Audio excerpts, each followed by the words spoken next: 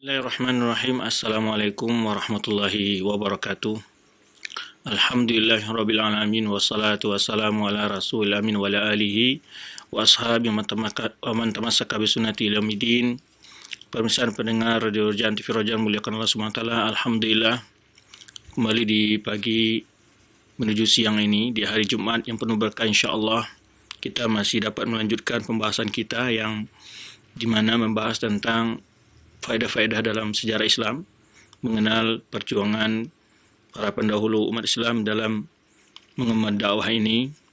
Semoga dengan melihat perjalanan-perjalanan tersebut kita dapat mengambil pelajaran serta pesan-pesan, karena sejarah adalah suatu perkara yang sering akan terulang, hanya yang berbeda tempat dan pelakunya. Maka kita harus mengambil pelajaran-pelajaran daripada berbagai sejarah-sejarah yang telah berlalu, dan juga mengenal bagaimana sebab-sebab kuatnya Islam dan juga sebab-sebab runtuhnya Islam. Kita dapat mengambil pelajaran dari hal tersebut. Kalau pula ucapan salam buat Nabi kita Muhammad SAW, semoga kita senantiasa dimudahkan Allah SWT untuk mempelajari sunnahnya, mengamalkannya serta mengajarkannya. Saudara-saudara seiman, pembahasan kita setelah pada pekan yang lalu kita berpindah topik sementara kepada pekan yang lalu, yaitu membahas tentang secara khusus panduan Islam dalam menghadapi wabah.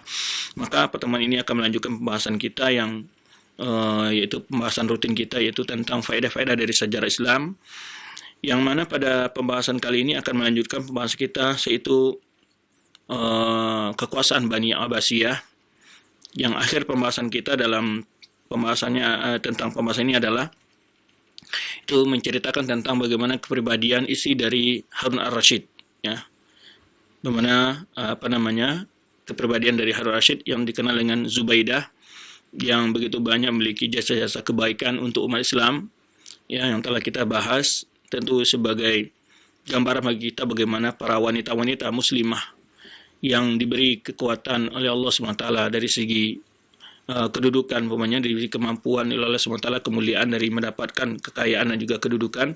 Mereka tidak semata-mata menikmatinya secara pribadi atau secara keluarga mereka, tapi mereka berbuat untuk umat ini. Tentu ini sebagai gambaran kepada wanita-wanita muslimah, ataupun jawaban bagi orang-orang yang selama ini mengatakan bahwa peranan wanita dalam Islam itu sangat kecil, ya. Mereka tidak mengenal bagaimana sejarah Islam. Banyak sekali dari dalam sejarah Islam wanita-wanita yang cukup berperan, mengambil peranan sesuai dengan kodrat dan kemampuan mereka.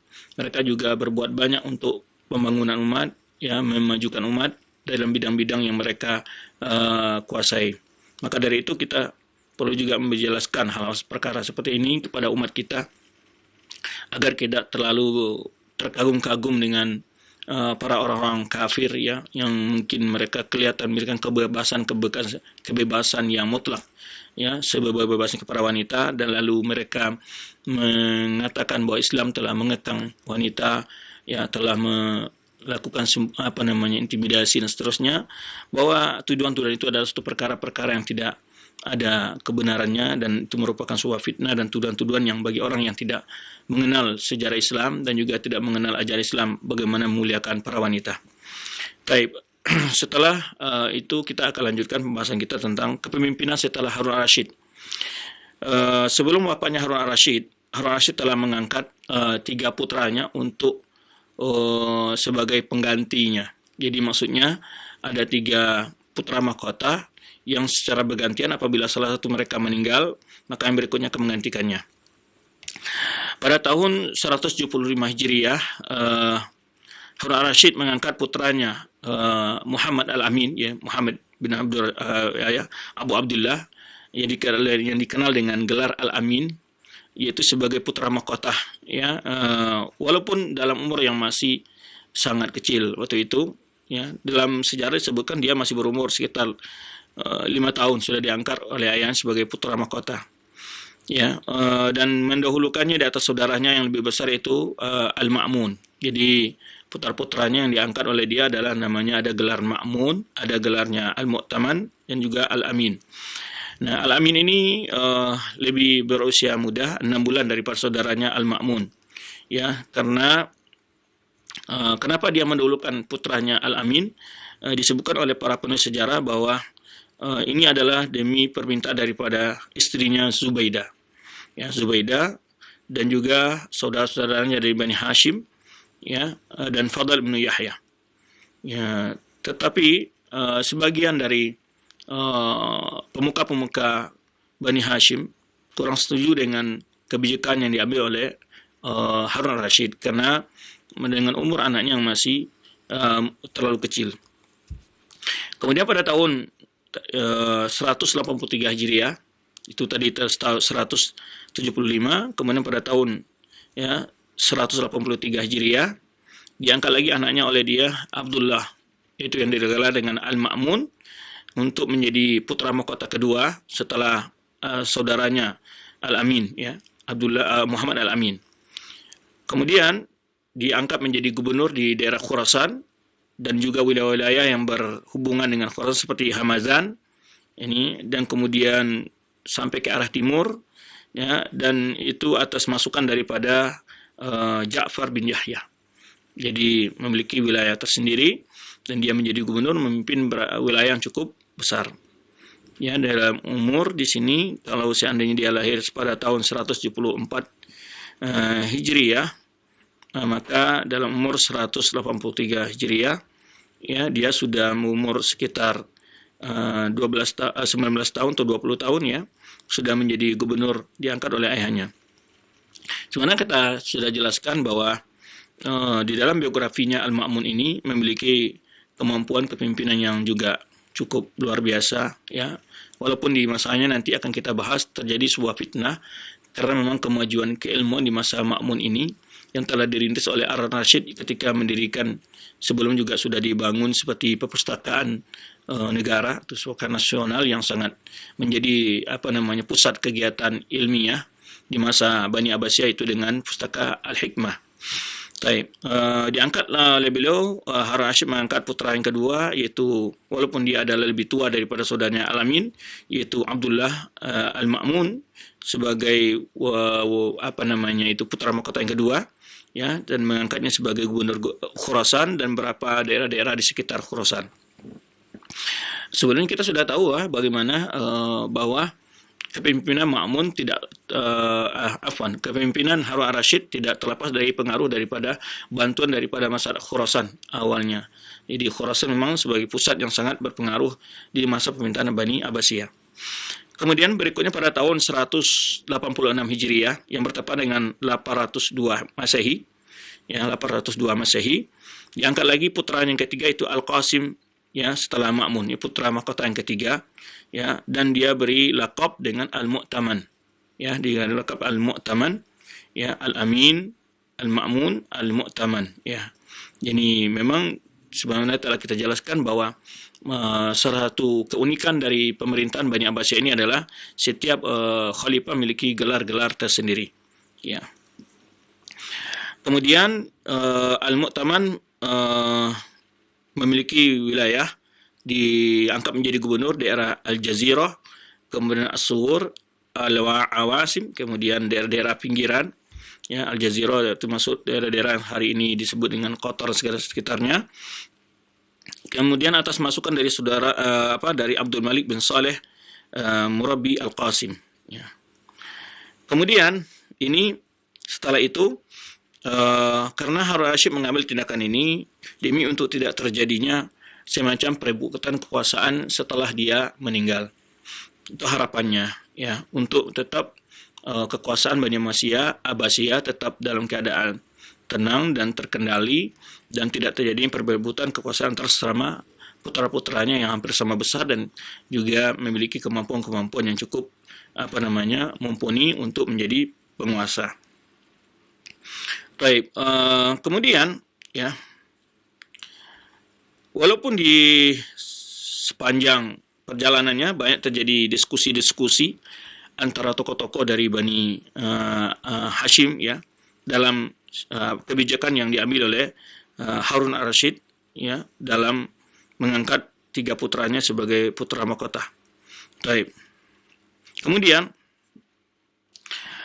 tatkala dia melaksanakan haji, diambillah sumpah ketiga putranya ini di Ka'bah, ya, dengan masing-masing menepati janji yang dibuat oleh Harun Rashid terhadap putra-putranya ini. Ya, makanya pada tahun 186 Hijriyah itu Harun Rashid melaksanakan haji.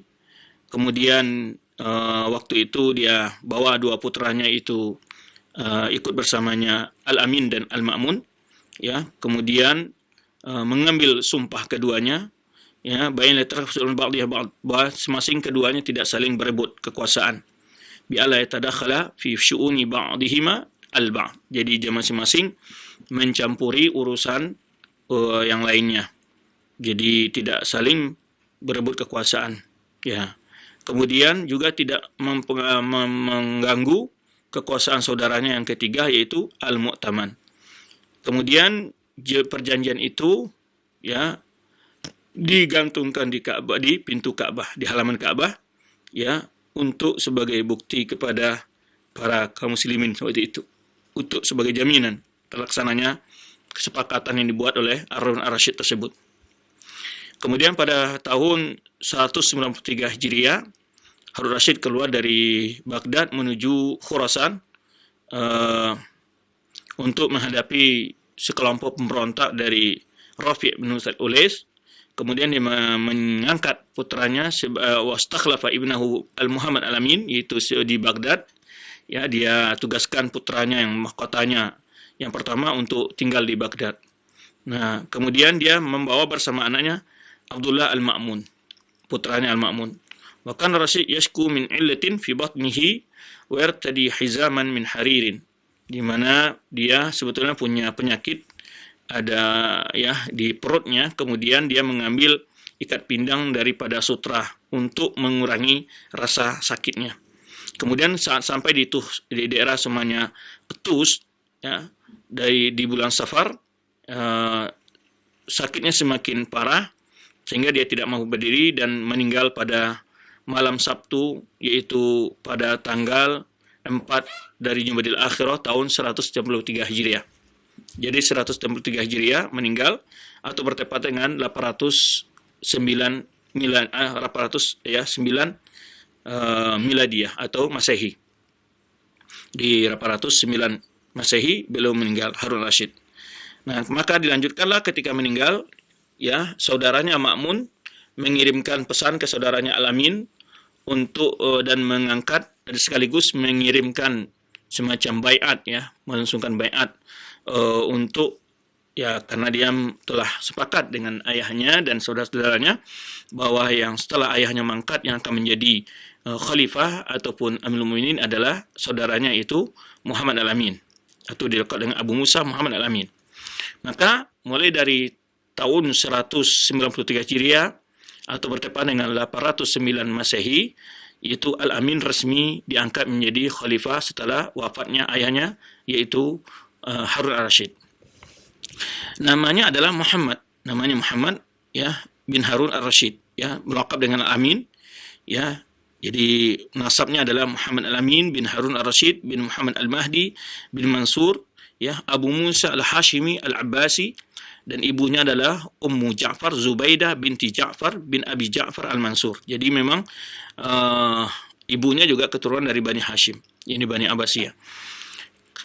Dan Muhammad Al-Amin ini dilahirkan di sebuah kota namanya Rasofa pada tahun 170 Hijriah. 170 Hijriah ketika diangkat menjadi raja, menjadi khalifah. 193 Hijriah berarti berumur 23 tahun.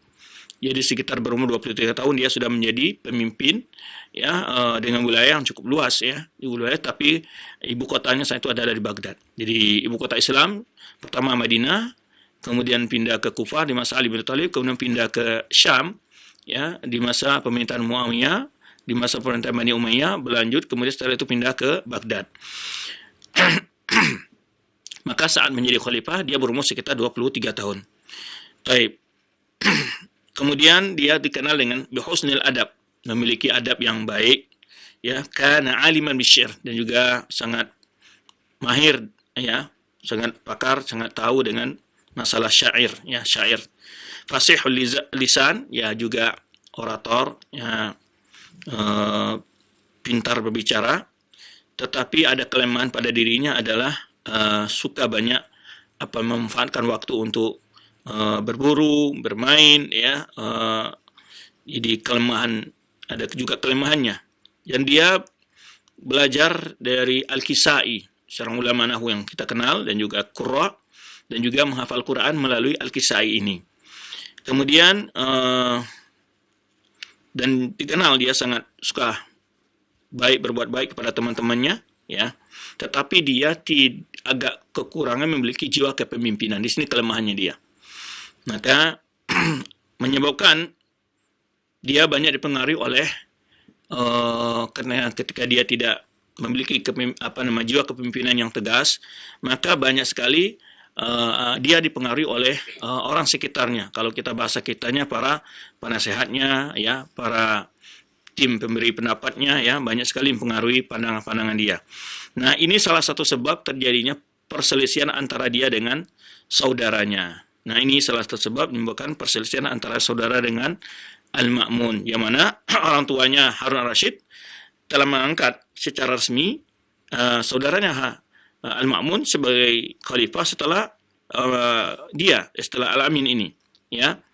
Maka tetapi ada pengaruh-pengaruh dari orang-orang yang, ya, ini juga kejadian ini hampir dialami oleh banyak kekuasaan sebetulnya. Jadi ketika ada orang bawahan daripada Al-Amin ini ingin punya pengaruh, punya posisi di Al-Amin, dia harus membuat suatu jasa kepada Al-Amin. Nah, ini banyak terjadi. Ini perlu juga kita sebagai pimpinan organisasi, pimpinan negara, ataupun lembaga, ya. Kadang-kadang ada orang kita anggap dia sangat loyal pada kita, tetapi ada sebetulnya pesan yang ingin dia ambil di balik itu. Dia punya tujuan-tujuan rencana yang tidak baik sebetulnya. Maka, ya, salah satu yang mempengaruhi dia adalah dikenal dengan Al-Fadl Ibn Rabi'. Fadl Ibn Rabi' ini memang termasuk daripada ring satu daripada waktu ayahnya berkuasa Harun al-Rashid. Jadi dia termasuk orang-orang penting di masa kepemimpinan ayah kandungnya Harun al-Rashid. Maka Fadl al-Rabi' ini yang memberikan masukan yang kurang bagus kepada Al-Amin, yaitu dengan mengusulkan kepada Al-Amin untuk memecat saudaranya Al-Ma'mun dari jabatan putra mahkota dan mengangkat putra Al-Amin sendiri, yaitu Musa. Nah, ini awal, ya, ini di suatu ibrah yang perlu diketahui dan perlu kewaspadaan, bahwa teman, saudara dekat ataupun pejabat dekat yang kita, kadang-kadang secara zahir dia memang seakan-akan loyal, senang dengan kita, tetapi kita tidak menyadari secara pelan-pelan dia menjerumuskan kita ke dalam jurang yang sangat berbahaya. Nah, ini satu pengalaman. Maka kita selalu ingatkan betapa kondisi-kondisi ini sering terulang dalam banyak partai, dalam banyak kekuasaan dan kondisi, ya, di mana kadang-kadang, ya, kita didukung oleh kelompok yang seakan-akan dia akan mengangkat kita, akan memuja kita, akan mempromosikan kita, akan tetapi di balik itu dia punya tujuan yang beda sebetulnya, ya, punya tujuan yang beda. Nah, disitulah di antara sini di antara orang terdekatnya yang saat itu adalah Fadl bin Rabi' ini dan juga Ali bin Isa bin Mahan, yakni yaitu untuk mendorong Al-Amin untuk memecat saudaranya dari putra mahkota. Ya.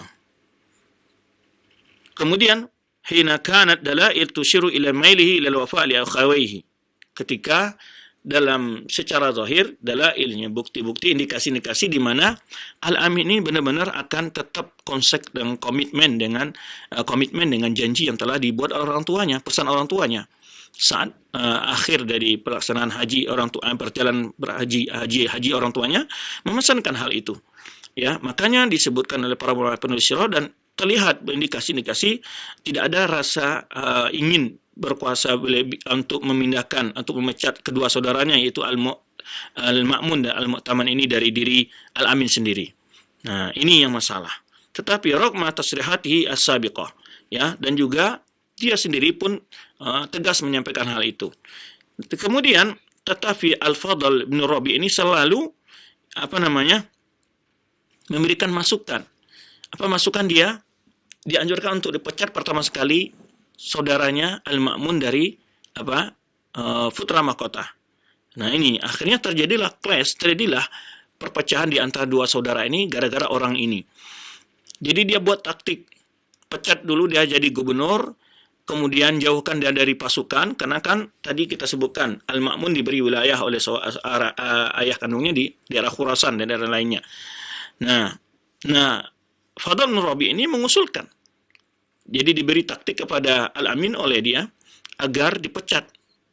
Bagaimana caranya? Diundang dulu dia ke Baghdad, kemudian tidak boleh kembali ke Khurasan dan diberhentikan dari penjabat sebagai gubernur Khurasan. Subhanallah taktik ini. Nah, pada awalnya Al-Amin tidak sepakat dan menolak keinginan daripada Fadl bin Rabi ini. Tidak setuju dengan usulan itu. Tetapi Fadl bin Rabi dan dengan konco-konconya selalu istilah kita menggesek terus ya, selalu berupaya terus dengan taktik-taktiknya. Ya. Maka tujuan tadi Fadl bin Rabi ini setelah nanti Ma'mun diundang ke Baghdad, dia dipecat dari kegubernurannya di Khurasan, kemudian dia akan dijauhkan dari pasukannya, maka dia akan ditahan di Baghdad. Ini subhanallah ya, licik ya dan bejatnya pikiran dia ini. Ingin mengadu domba dua orang saudara ini. Wa yufsal bainahu wa baina jundihi, dan ingin memutus ya memisahkan antara Ma'mun dengan pasukannya. Tentu dia sebagai gubernur punya bawahan pasukan di sana. Tamhidan li khalqihi wa sarfil wilayah al-ahdi min ba'dihi ila ibni Musa. Jadi tujuannya apa? Sebagai langkah pertama untuk memecatnya ya, kemudian untuk memindahkan kekuasaan ataupun putra mahkota, jabatan putra mahkota kepada putra Al-Amin yaitu Musa. Nah, dalam waktu yang bersama dikirim, tentu mulailah mengirim surat berapa kali ya, dengan pada awalnya tadi kita sudah sebutkan bahwa Al-Amin tidak menerima secepat usulan-usulan itu, tapi penuh dengan pertimbangan dan bahkan menolak ya. Tapi memang karena pengaruh-pengaruh dipengaruhi terus oleh bawahannya, akhirnya dia, karena tadi kita sudah sebutkan dia punya kelemahan dari sisi manajemen kepemimpinannya, dan dia punya kelemahan dari sisi ini ya, punya kelemahan dari sisi ini. Nah, oleh sebab itu ulama menasihatinya, di antara para ulama menyamati wa nasahal amin ulul ra'yi ya, dan setelah mulai terjadi surat menyurat antara kedua orang saudara ini, dan Al-Ma'mun tetap konsekuen dengan mencintai saudaranya Al-Amin, mengirimkan hadiah dan menjelaskan kepada saudaranya bahwa tidak akan pernah dia akan merebut atau akan melakukan kudeta terhadap kekuasaan saudaranya Al-Amin ya, diberi jaminan oleh Al-Ma'mun. Namun berkali-kali surat Al-Amin tetap dikirim kepada Al-Ma'mun. Sampailah berita ini kepada tokoh-tokoh senior, tokoh-tokoh papatan atas daripada Bani Hashim dan para ulama. Akhirnya para ulama menasihati Al-Amin ini. Ya, di antaranya di sini disihati oleh namanya seorang alim Khuzaimah ibn Khazim. Dan nasihatnya cukup bagus sekali, mendalam sekali, ya. Ya Amirul Mukminin, dia sampaikan, wahai Amirul Mukminin, la yansahaka man kadzabaka. Tidak akan pernah memberi nasihat, yang maksudnya nasihat yang baik kepadamu orang-orang yang suka mendustai kamu. Subhanallah. Ini bahasa yang sangat dalam ya. Dia katakan tidak akan pernah menasihati kamu orang yang berdusta kepadamu. Jadi itu banyak kenyataan dalam sejarah, baik dalam dunia politik, dalam dunia kekuasaan ini banyak sekali terjadi saling sikut menyikut, pecat memecat ya. Pertama dia seolah akan mendukung, kemudian setelah itu dia naik ke atas pundak orang tersebut ya kan. Nah, ini disebutkan oleh Khuzaimah bin Khazim ini, disebutkan oleh wahai Amirul Mukminin, ya tidak akan pernah lainnya ya yang sahaka, tidak akan pernah orang yang seakan bernasihat kamu itu ya benar-benar memberikan nasihat kepadamu orang yang berbuat dusta kepadamu. Walai yakshaka man sadaqaka, tidak akan pernah menipumu orang yang jujur kepadamu. Ya, tidak akan pernah mencelakakanmu, merugikanmu orang yang jujur kepadamu.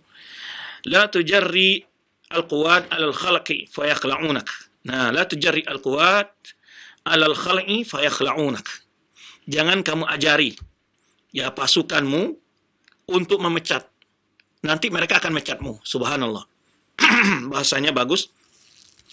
Jangan buat ya pasukan bala tentara atau pejabat-pejabat berani melakukan ini, mengikuti masukan-masukan mereka untuk memecat, karena satu saat engkau yang akan dipecat. Subhanallah. Dan ini memang kenyataan. Ya, nanti kalau kita lanjutkan ceritanya, ini setelah memang Al-Amin memecat saudara Al-Ma'mun, akhirnya terjadi dua kontak pasukan. Nah, ternyata semua orang yang tadi dianggap oleh Al-Amin ikut mendukungnya, justru berpihak semua kepada Al-Ma'mun. Nah, ini anehnya. Ya. La tujarri al-quwad alal khal'i fayakhla'unak.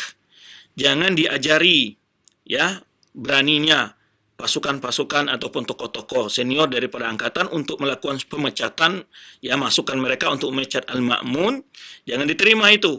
Karena nanti mereka akan mecatmu, ya mereka sendiri akan kudeta kamu. Jadi ini memang sudah dalam sejarah kalau kita lihat ya, orang yang kudeta biasanya juga diturunkan secara kudeta dan seterusnya, ya. Maka jangan ajari itu. Karena memang iya, secara logika, kalau orang ini berani melakukan sebuah pemecatan, ya suatu saat dia juga berani lagi untuk memecat untuk mengkudeta kekuasaan yang sah. Maka oleh sebab itu jangan ajari, jangan terima masukan mereka untuk memecat saudaramu di sini itu Al-Ma'mun, karena satu saat mereka sendiri akan memecatmu. Nah, wala ya tahmiluhum ala naksil ahdi fayankuthu ya bibai'atika wa ahdika. Jangan ajari mereka, jangan bawa mereka terbiasa untuk tidak menepati janji atau membatalkan baiat mereka. Ya, naksil ahd, yaitu ingkar janji, berkhianat. Jangan ajari mereka. Ya, kenapa? Karena satu saat mereka akan juga cabut kesetiaan mereka kepadamu, menyetujui janjimu, ketaatan mereka kepadamu. Jangan ajari mereka. Subhanallah. Ini perlu ya, bagi jiwa kepemimpinan banyak sekali sebetulnya faedah-faedah. Bagi kita, ya terbiasa kita suka memecat orang yang tidak senang, belum tentu atas masukan-masukan orang-orang lain.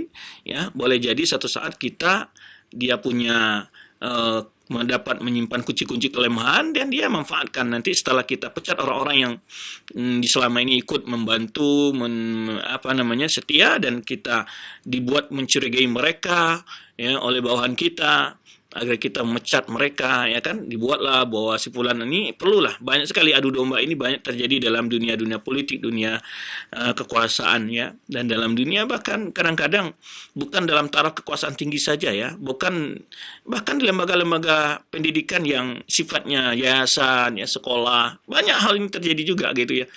Jadi ini kalau kita melihat dalam dunia dakwah ini banyak terjadi hal perkara seperti ini sebetulnya. Jadi banyak orang-orang yang pura-pura di akalnya mendukung, dan namun terakhir dia justru malah berbalik dan menjatuhkan orang yang didukungnya. Karena karena motivasinya jelas semuanya adalah dunia ya, kedudukan ya, uang, jabatan, semacam. Maka diajari oleh para ulama dia. Jangan engkau beri contoh yang tidak baik kepada bawahanmu, itulah ringkasannya. Karena dia juga, kalau kamu ajari membangkang kepada seseorang pemimpin, mereka juga akan berani membangkang kepadamu. Karena itu didikan kamu sendiri gitu kan tuh. Maka wa tahmiluhum ala naksil ahdi. Jangan engkau ajari, jangan engkau bawa mereka terbiasa ya naksil ahdi, memutuskan, merusak perjanjian. Ya, merusak kesetiaan, membatalkan sebuah kesepakatan. Fayamkuthu, ya, lalu mereka juga berani nanti ya membatalkan baiatmu, merusak kesepakatan denganmu, ahdi dan janji mereka kepadamu, kesetiaan mereka kepadamu, mereka juga berani nanti. Fa'inal ghadir maghlulun. Nah, orang yang orang yang melakukan sebuah pengkhianatan, dia itu adalah orang yang ditipu. Dia ditipu. Ya, maghlulun. Ya, orang yang ditipu. Maka orang yang melakukan pengkhianatan sebetulnya dia sedang ditipu dirinya sendiri, ya. Maka dia sedang ditipu. Kalau dia merasa mengkhianat, merasa beruntung, tidak, dia sedang ditipu. Wan naqis makhlulu, orang yang suka ya merombak, membatalkan sebuah kesepakatan dengan secara sepihak, itu wan naqis, merusak kesepakatan perjanjian, makhlulu, itulah orang yang dihinakan. Dia akan dihinakan. Wallahi ini banyak sekali sebetulnya kalau kita lihat sejarah-sejarah. Ya, banyak sekali ya orang-orang yang terbiasa berkhianat, satu saat dia dikhianati dan dia dihinakan. Ya, orang yang nakis makhlul, orang yang biasa merusak perjanjian kesepakatan, maka itu akan dihinakan sendiri. Ya, terhina sendiri dia. Akan ada jalan, ya Allah akan jadikan dia orang yang terhina. Ini nasihat luar biasa karena ulama melihat bahwa efek dari masukan-masukan dari bawahan tadi sangat mempengaruhi al-amin. Kemudian falam yang tasih, ya, maka tetapi sayang al-amin tidak mendengarkan nasihat ini. Wa akhadha istamilul quwat bil ata, malah akhirnya ya untuk mempengaruhi bawah-bawahan biar setia kepada dia, dinaikkan gajinya. Subhanallah, ini politik-politik yang kadang-kadang dilakukan oleh sebagian pimpinan-pimpinan terjadi, ya. Untuk bawah-bawahannya senang, dikasih tunjangan ini, angkat ini biar bawahannya senang. Ya, dinaikkan gajinya biar bawahan senang, biar mendukung dia. Nah, akhirnya apa dilakukan al-amin? Ya, kebijakan yang dia sudah dipengaruhi tadi, akhirnya dia terpengaruh. Nah, wa akhadha istamilul quwat bil ata. Dia mencoba mempengaruhi, ya, tentara-tentara bawah-bawahan, pejabat-pejabat bawahannya dengan menaikkan gaji, memberikan hadiah. Wa bai'a bi walatil ahdi li ibni Musa. Akhirnya tetap dia lakukan untuk membaiat anaknya sebagai putra mahkota dan memecat saudaranya sendiri, yaitu Al-Ma'mun. Walaqabahu an-natiq bil haq. Dia beri gelar dengan an-natiq bil haq. Ya. Padahal anaknya masih kecil waktu itu, ya.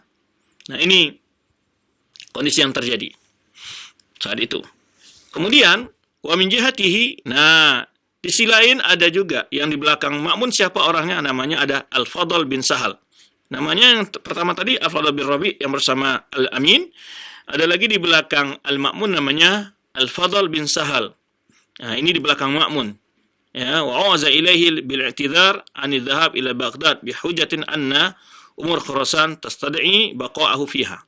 Nah, ketika datang surat Al-Amin untuk manggilnya datang ke Baghdad, dia diberi masukan oleh bawahannya Fadl bin Sahal ini untuk tidak mengikuti keinginan dari Al-Amin untuk datang ke Baghdad, dan buat alasan dengan itu bahwa di Khurasan kondisinya sedang membutuhkan keberadaan dia, ya, tidak bisa keluar dari Khurasan. Nah, kemudian wahakadha adda tadakhul rijal hashiyah ila ta'jij an-niza' alladhi wasala ila haddil la'udah, ya, anis Saddam. Akhirnya inilah yang menyebabkan terjadinya mulai clash, mulainya memancing perselisihan dari dua orang saudara ini.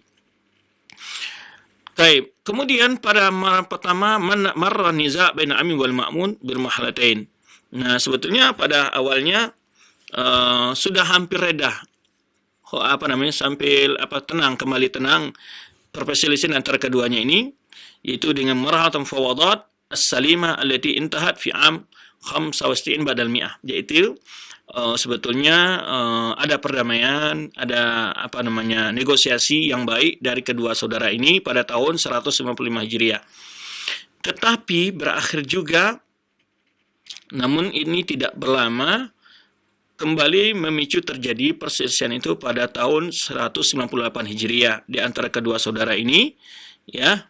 Nah, marhalah fawadat adalah itu saling menulis itu surat, ya, antara dua orang saudara ini, ya, tentang permasalahan yaitu jabatan putra mahkota.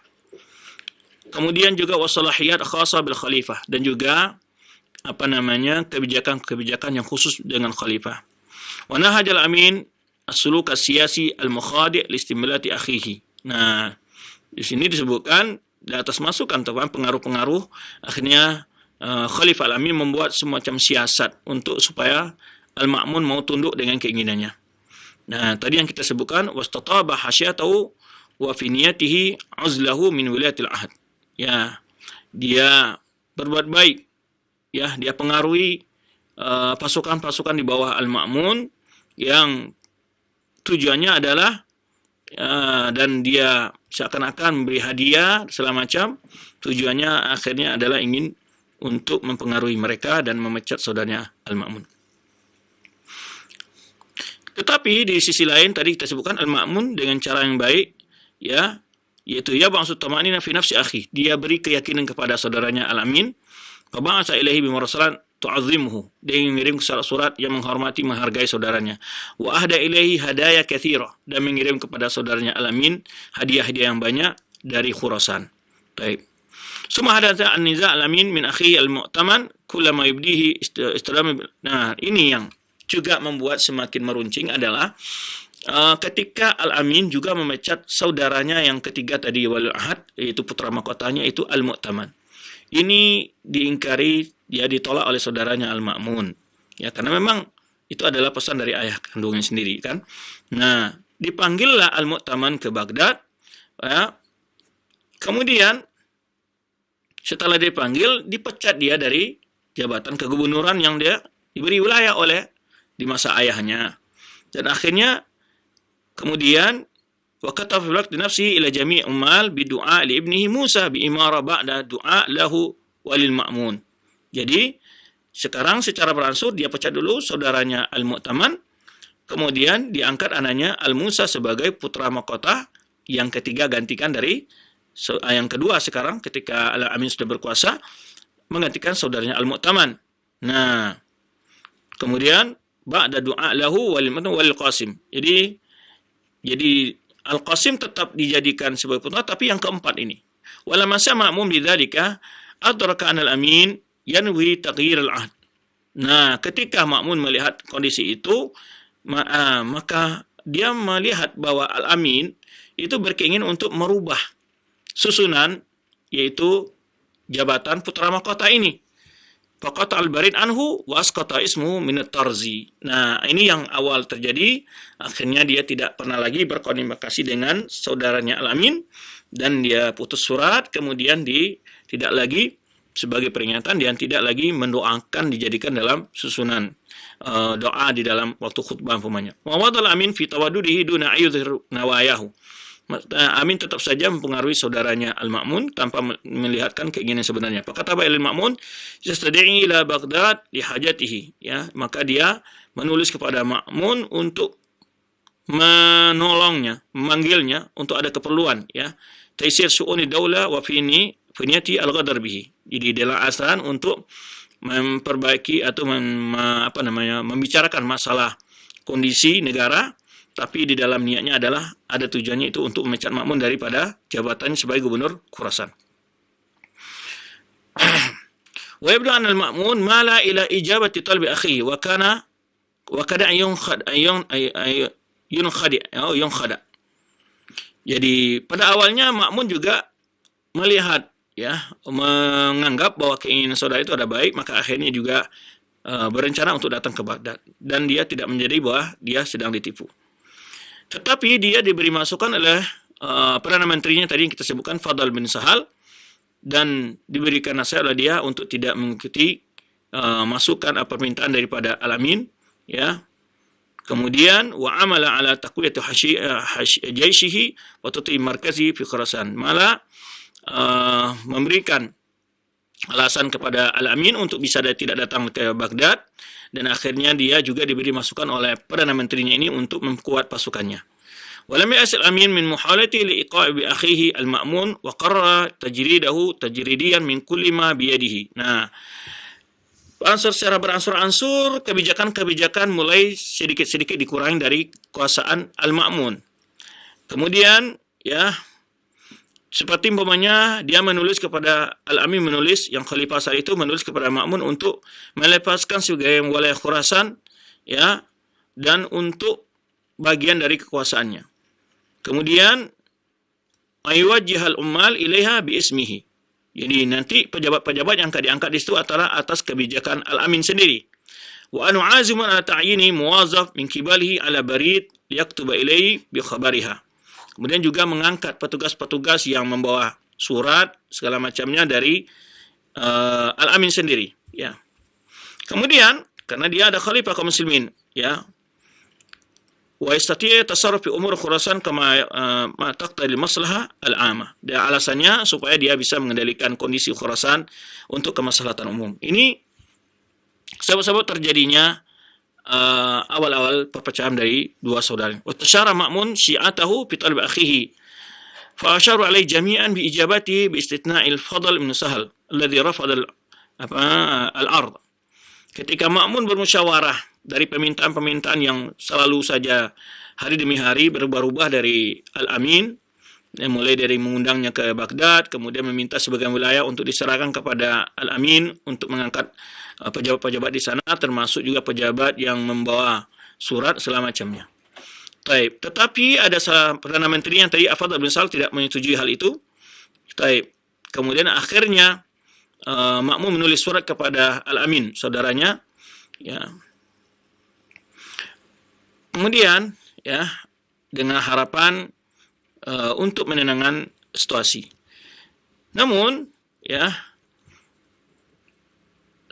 Afad bin Sahal memberikan masukan. Pertama, itu sampai Khurasan tetap meninggal di Khurasan, tidak boleh keluar Khurasan. Ini masukan daripada menterinya kepada Ma'mun, ya, karena karena Khurasan adalah merupakan pusat awal muncul kekuatan Bani Abbasiyah.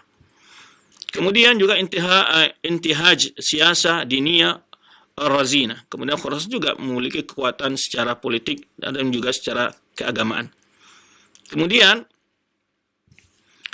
natijatul lihadzal jafa ishtaddat tawattur baina akhawain wa aghlaqat hudud bainahuma. Nah, ketika sudah sekian kali permintaan-permintaan di Al-Amin ini tidak diterima, tidak dikabulkan oleh Al-Ma'mun, maka akhirnya ditutup perbatasan di antara keduanya. Wa taqaddal Ma'mun ba'dul ihtiyatat liqat'i at-tariq 'ala ad-di'ayah allati raha yabuthu Al-Amin diddahu li istimalati Al-Khurasan.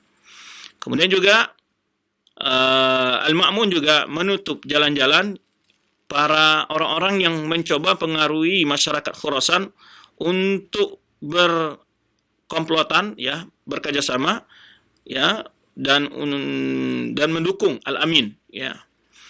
Kemudian fa'aqama hirasah musyaddada ala tuwil tariq bain al-Iraq wal Khurasan, sehingga ada penjagaan yang ketat antara kota Baghdad dan Irak, antara Irak dan Khurasan. Wa atal awamir bi'itiqal al-mushbuhina alladzina yafiduna min al-Iraq. Setiap orang yang dicurigai datang dari Irak perlu diperiksa. Baik. Hampir-hampir saja kekuasaan Bani Abbasiyah terbagi kepada dua bagian, terpecah belah, ya. Kemudian yang tadi kita sebutkan ada Baghdad, ada Khurasan. Khurasan ada Ma'mun, di Baghdad ada Al-Amin. Baik. Di mana di sini ada juga efek daripada pengaruh fanatik kepada kesukuan. Ya, secara umum Al-Amin di Baghdad itu banyak orang-orang Arab. Aqdabahat tasarruf Khurasaniyin. Ini menyebabkan mulailah terjadinya memanasnya suasana politik dari kedua daerah tersebut antara Khurasan dengan Baghdad. Yang berakhir saat itu dengan terbunuhnya yaitu Al-Amin, ya. Nah, ini efek daripada bagaimana bahwa sebetulnya kadang-kadang terjadinya sebuah kekacauan dalam kekuasaan bukan karena buruknya kepribadian pemimpin, kadang-kadang adalah yaitu kolega yang sekitarnya kadang-kadang yang mempengaruhi terjadinya sebuah kekacauan. Dan ini yang perlu diwaspadai dan ini perlu dipelajari dan didalami oleh putra-putra bangsa yang mereka memiliki kekuatan politik, ya. Mesti mereka mempelajari hal ini, jangan sampai mereka diadu, ya, kemudian yang dipengaruhi oleh orang bawahan mereka yang menyebabkan kerugian bagi bangsa dan masyarakat, ya, dan negara sendiri. Dan ini efek daripada apa? Efek dari bagaimana memang oleh sebab itu kita dianjurkan untuk mendapatkan teman-teman yang baik, ya, yang menjadi penasehat kita, yang menjadi orang di sekitar kita, orang-orang yang memang tidak haus kekuasaan dan jabatan, yang mereka akan menjadikan kedekatannya untuk batu loncatan untuk naik kepada jabatan-jabatan yang lebih strategis dan seterusnya. Nah, ini beberapa pelajaran sebetulnya yang menyebabkan perpecah belahan dari kedua saudara ini. Perpecah belahan dari kedua saudara ini, dan akhirnya setelah itu berpindahlah kekuasaan kepada Al-Ma'mun, yaitu Abu Ja'far Al-Ma'mun. Nah, ini singkat kisah, dan perkembangan politik di masa Al-Amin itu tidak terlalu signifikan. Jadi memang secara politik dalam negeri terjadi kondisi yang ambang-ambing begitu, terjadi kegaduhan. Kemudian juga di masa Al-Amin juga tidak terjadi semacam peluasan kekuasaan dengan perjanjian ataupun hal-hal yang berkenaan dengan negara lain secara hubungan internasional. Kemudian juga karena kondisi politik yang tidak stabil mempengaruhi banyak hal termasuk dari ekonomi ya dan lain sebagainya. Dan akhirnya secara ringkas dibahas oleh para ulama gimana di masa Al-Amin itu kas negara sangat minim ya, sangat kurang sekali karena memang tadi habis untuk membayar pada orang-orang yang siap untuk mendukungnya dan secara politik.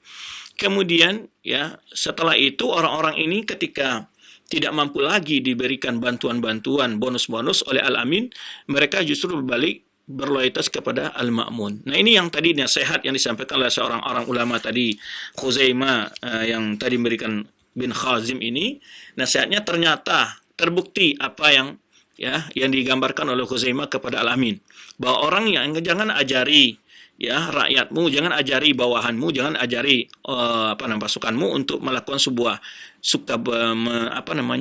melakukan tindakan yang tidak baik ini, yaitu memecat ya, yaitu berkudeta atau melakukan tidak tepat janji, melakukan pengkhianatan, justru mereka akan berani mengkhianatimu.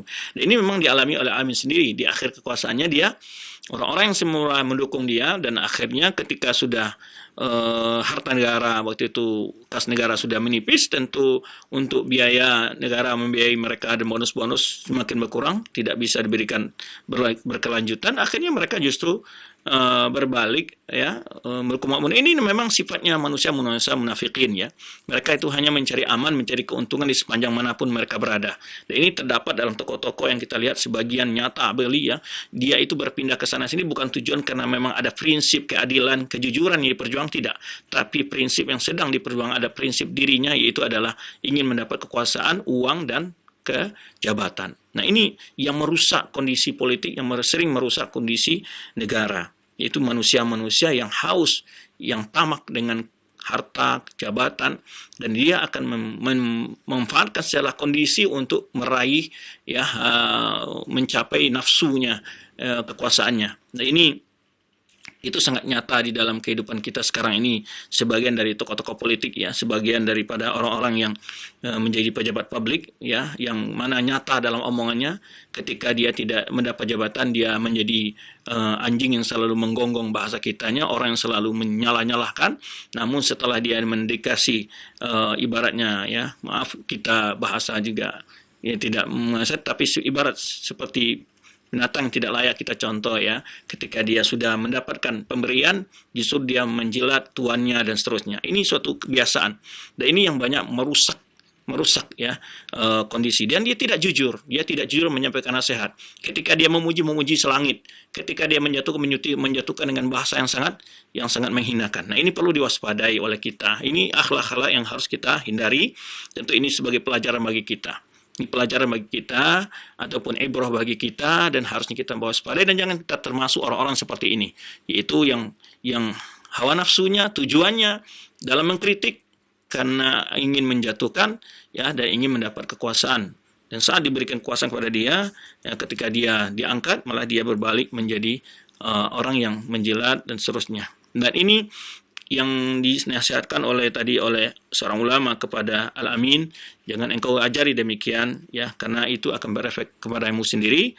Dan akhirnya memang ternyata dalam kehidupan Al-Amin, ketika dia mengikuti masukan-masukan itu, terakhir orang-orang yang selama ini setia pada dia, karena sudah berkurangnya pendapatan mereka, akhirnya mereka berpindah ya mencari tempat makan yang subur. Nah inilah watak-watak manusia yang ada dalam sejarah tetap akan berada di sepanjang kehidupan kita ini. Itu yang maksud faedah yang harus kita ambil dari pelajaran kekuasaan Al-Amin ini, yang pada akhirnya berpindah kepada saudaranya Abu Ja'far Al-Mansur.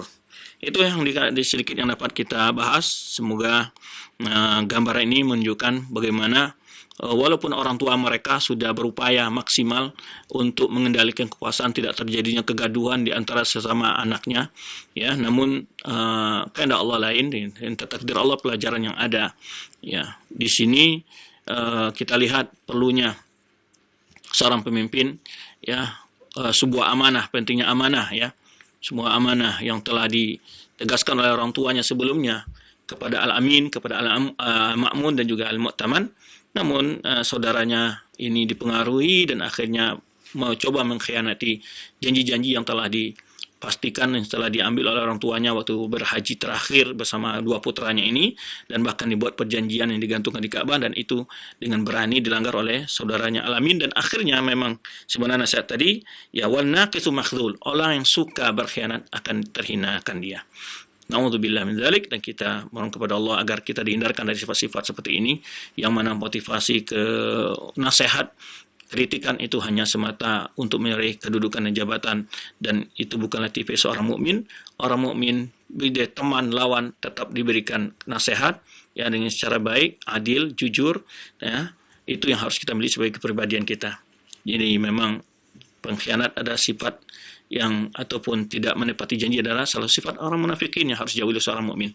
Ya, moga-moga kisah sedikit ini menjadi inspirasi ya bagi kita-kita yang beri tanggung jawab mewaspadai sifat-sifat manusia yang kadang-kadang memanfaatkan kondisi seakan-akan dia mendukung, padahal akhirnya dia adalah ingin menjerumuskan kita kepada sebuah kebinasaan.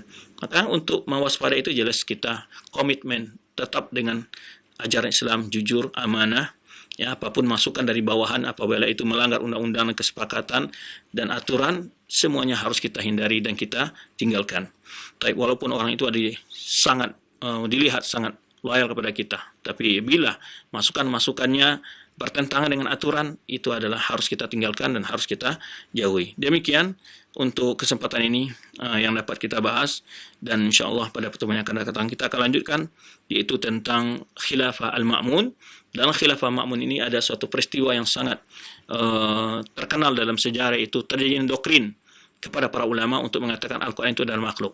Nah, ini peristiwa yang sangat menggegerkan waktu itu ya dunia saat itu di khilafah Islamiyah, terjadinya semacam doktrin pemaksaan keyakinan kepada para kaum muslimin untuk mengatakan Al-Quran itu adalah makhluk, karena Khalifah Ma'mun terpengaruh dengan paham Mu'tazilah. Dan ini juga ada pelajaran bagi kita bagaimana bahwa akidah itu sangat penting ya bagi seorang pemimpin untuk dipelajari, jangan sampai dia menyebarkan sebuah paham yang membuat celaka bagi umat.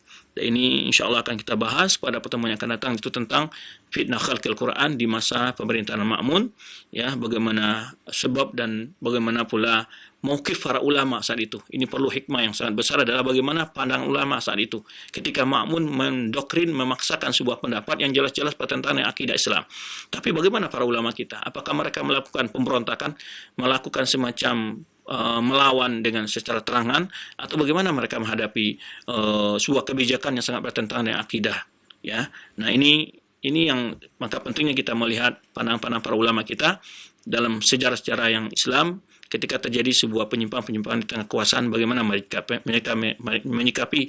Tentu itu semua berdasarkan tuntunan dan ilmu yang mereka ajarkan kepada umat. Demikian, wallahu a'lam bishawab. Kita kembali kepada al-akh yang madu kita dari studio 2 Jelensi. Barakallahu fikum, jazakallahu khairan. Terima kasih kepada Ustadz Dr. Ali Musri Samjan Putra MA Hafidhullah Ta'ala yang telah menyampaikan bimbingan yang bermanfaat pada kesempatan pagi hari ini.